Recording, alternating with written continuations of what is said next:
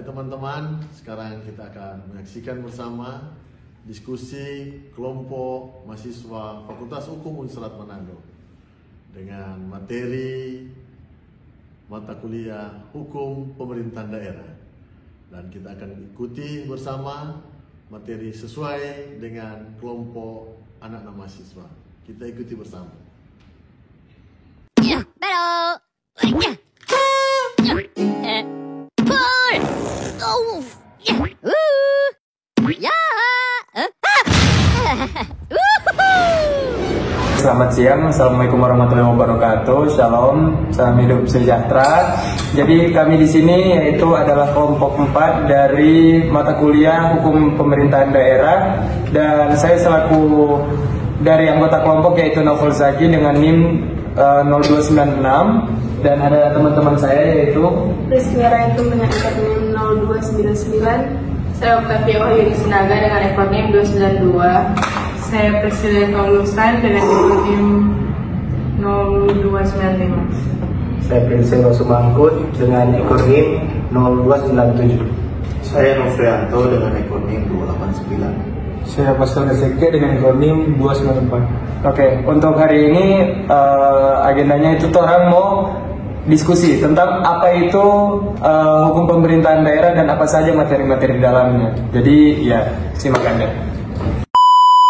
Guys, mau tahu nggak? Apa? Kita ada kepikiran, ya di setiap daerah mesti ada pemerintah daerah.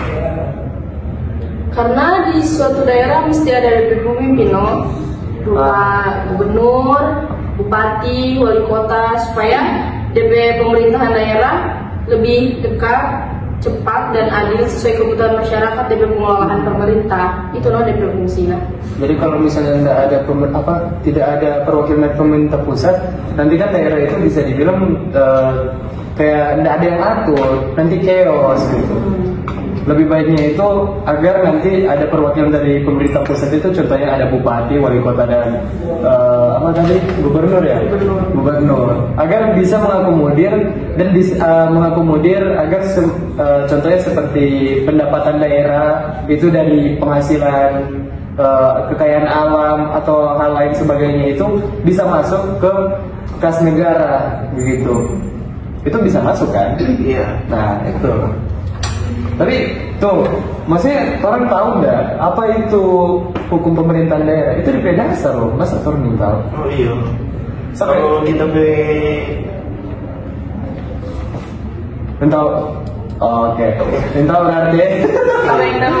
Sama yang tahu. Singlish tuh tahu. Nah, mantap ini. Langsung ini. Silakan. Hukum pemerintahan daerah adalah bagian dari hukum tata negara yang mengatur kekuasaan organ-organ daerah, hubungan antar organ daerah dan hubungan antara organ pemerintahan daerah dengan rakyat, dengan tujuannya mewujudkan kesejahteraan rakyat di daerah. Mau tahu nggak DP dasar-dasar hukum? Dasar hukum pemerintahan daerah, tahu nggak? Ada yang tahu? Kalau ada yang tahu, kamu jawab ya. Coba, apa tuh? Oke, itu kalau dari yang sepengetahuan kita itu ada juga di Undang-Undang Dasar Negara Republik Indonesia tahun 1945. Itu diatur dalam pasal 18, pasal 18A, dan pasal 18B Undang-Undang Dasar Negara Republik Indonesia tahun 1945. Tapi di situ juga ada undang-undang juga yang mengatur. Itu Undang-Undang Nomor 23 tahun 2014 tentang pemerintahan daerah. Nah, itu lebih terstrukturnya tentang apa saja yang akan diatur dalam hukum pemerintahan daerah. Itu diatur dalam Undang-Undang Nomor 23 tahun 2014. Nanti kalau misalnya orang searching sendiri toh. Guys, boleh tahu nggak kalau daerah Aceh Papua itu dorang apa dikhususkan? Pengetahuan kita sih itu diatur nggak sih dengan asas desentralisasi asing itu kalau misalnya namanya itu, jadi kayak pemerintah pusat itu memberikan kewenangan yang bisa dibilang berbeda kan dari daerah tertentu, dari daerah lain lah, karena contoh daerah tersebut memiliki karakteristik yang berbeda, kebutuhan khusus atau enggak ada keistimewaan tersendiri di daerah itu. Jadi tidak semua daerah boleh mendapat itu, hanya beberapa saja. Jadi dia diberikan asas itu yang tadi Hana bilang. Tapi yang lebih spesifiknya itu ada 3 kalau nggak salah, cuma tak lupa lagi apa ya. Berbicara tentang asas, belum tahu nggak di dalam pemerintahan daerah itu ada 3 asas. Mari yang kita ketahui itu cuma salah satu, yaitu asas desentralisasi. Asas desentralisasi adalah pelimpahan wewenang pemerintahan dari pemerintah pusat kepada pemerintah daerah. Ini berarti pemerintah daerah memiliki otonomi untuk mengelola urusan pemerintahan sendiri sesuai dengan peraturan perundang-undangan dan kebutuhan daerah. Itu salah satu. Ya. Yang 2 lagi siapa? Boleh jelaskan? Ada yang tahu? Pasal itu? Oh nggak tahu. Konsentrasi. Konsentrasi adalah salah satu bentuk pendelegasian wewenang dari pemerintah pusat kepada pejabat atau unit organisasi tertentu di daerah, tetapi tetap berada di bawah dan bertanggung jawab kepada pemerintah pusat. Kayak pusat. Jadi meskipun tugas-tugas tertentu diserahkan kepada pejabat di daerah, kekuasaan dan tanggung jawab akhirnya tetap di tangan pemerintah pusat. Jadi pemerintah pusat jadi pengawas, cuman dilimpahkan dari wewenang itu. Secara sederhana bisa dibilang tangan kanan. Itu. Terus yang sama itu ada yang tahu? Kalau yang sama sih asas pembantuan. Iya. Itu penugasan dari pemerintah pusat ke pemerintah daerah untuk melakukan tugas-tugas yang belum atau tidak dapat dilakukan oleh pemerintah daerah. Ngerti. Ngerti nggak? Ngerti. Kena. Guys, bukannya asas pemerintah daerah itu 4 ya? Apa yang itu? Apa satu?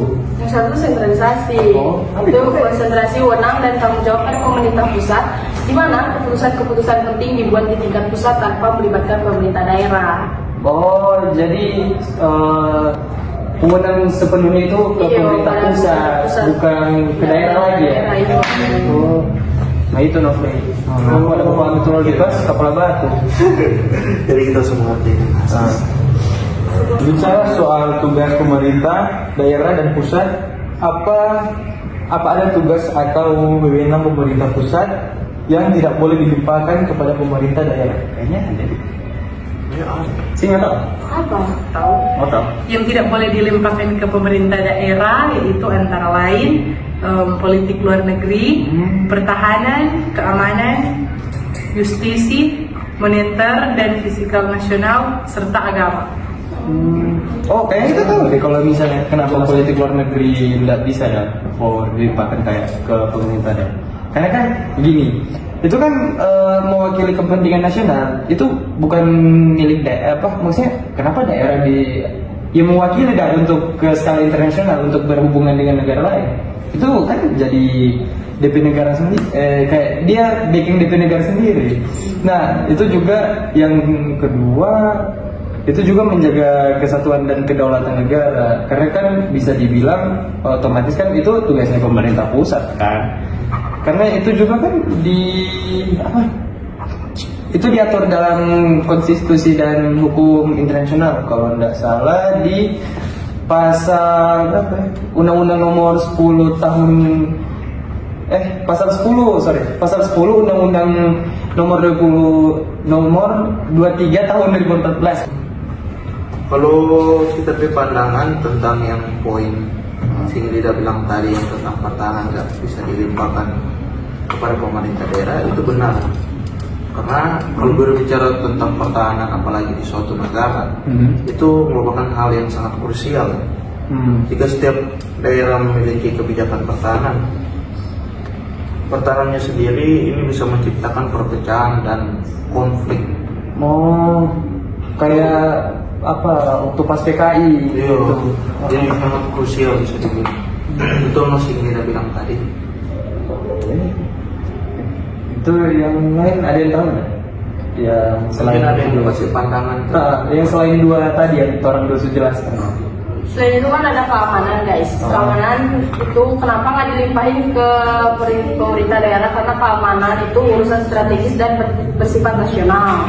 Terus untuk menjamin kesatuan dan integrasi nasional, jadi nggak dilimpahkan ke daerah. Pemerintah daerah belum tentu siap dari segi kapasitas. Jadi itu kenapa dilimpahkan ke pemerintah pusat, tidak dilimpahkan pada pemerintah daerah. Kok apa nama ada resiko penyalahgunaan kekuasaan oleh pejabat daerah, karena kan belum terpercaya juga. Oh sama juga kayak yang waktu PKI juga kayak yang tadi, begitu kan? Namun pemerintah daerah tetap dilibatkan melalui koordinasi dan pelaksanaan yang di lapangan.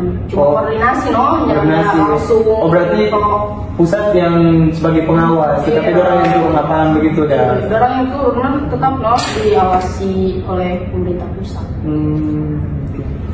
Kalau yang lain Ada juga agama. Agama. Apa itu? Nah, itu karena Undang-Undang Otonomi Daerah tidak memberikan kewenangan kepada daerah untuk mengurus masalah agama. Selain itu, urusan agama merupakan salah satu dari 6 urusan pemerintah absolut yang sepenuhnya menjadi kewenangan pusat, seperti yang disebutkan dalam pasal 10 ayat 1 Undang-Undang Nomor 23. Dan boleh sih memang kalau untuk pemerintah. Masa pemerintah daerah atur agama bisa menciptakan radikalisme. Radikalisme, satanik lah apa segala macam, langit-langit gitu. Beda kan? Kita bikin agama baru begitu. Sembah batu. Betul. Iya sih. Korea. Kalau UCC bagaimana? Nggak tahu. Tahu ya. Bagaimana? Kenapa UCC tidak bisa dilimpahkan ke pemerintah daerah? Karena merupakan urusan pemerintahan absolut yang sepenuhnya menjadi kewenangan. Otomatis kan jadi pendapatan negara, jadi ya orang tidak betah. Masuk kan? Iya. Sudah, Aman aja. Oke. Mungkin kalau dari kita sekian sih untuk hari ini, untuk ya diskusi tentang Pemda lah. Mungkin ini pun terakhir kali orang mau bikin begini karena ya ada alasan tertentu. Alasan tertentu yang tidak bisa disebutkan. Oke. Jadi sekian dari kelompok kami, yaitu kelompok 4, dan see you next time and having a nice day. Bye bye.